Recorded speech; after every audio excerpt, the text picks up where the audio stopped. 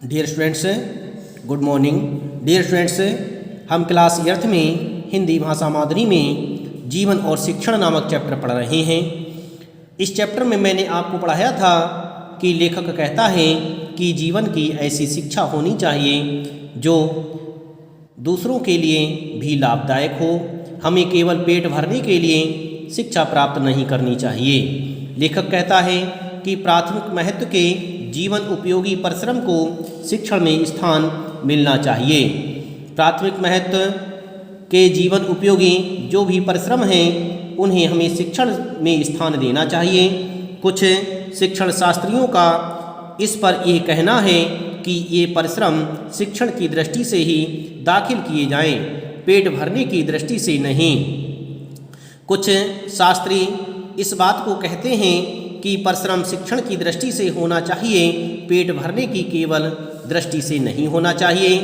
आज पेट भरने का जो विकृत अर्थ प्रचलित है उससे घबराकर यह कहा जाता है और कुछ हद तक ठीक भी है, पर मनुष्य को पेट देने में ईश्वर का हेतु है। हेतु का अर्थ होता है कारण। मनुष्य को पेट देने में ईश्वर का कारण रहा है। ईमानदारी से पेट भरना मनुष्य साध ले तो समाज के बहुतेरे दुख और पातक नष्ट हो जाएं। लेखक कहता है कि यदि मनुष्य ईमानदारी से पेट भरना प्रारंभ कर दें तो आज समाज में फैले हुए विभिन्न प्रकार के दुख एवं विभिन्न प्रकार के ऐसे बुराइयां जो समाज में फैल करके मनुष्य को परेशान करती हैं वो स्वयं ही नष्ट हो जाएंगी। इसी से मुनि ने यो अर्थ शुचि सा ही शुचि कहा है, जिसका अर्थ होता है जो आर्थिक दृष्टि से पवित्र है वही पवित्र है। यह यथार्थ उद्गार प्रकट किया है।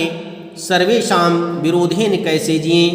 इसमें कहा गया है सर्वेशाम का अर्थ होता है सभी के साथ, विरोधेन माने विरोध के साथ कैसे जिए। इस शिक्षण में सारा शिक्षण समा जाता है।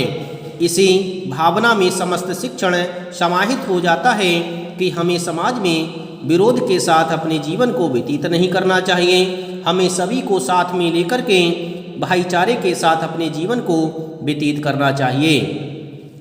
अविरोध वृत्ति से शरीर यात्रा करना मनुष्य का प्रथम कर्तव्य है।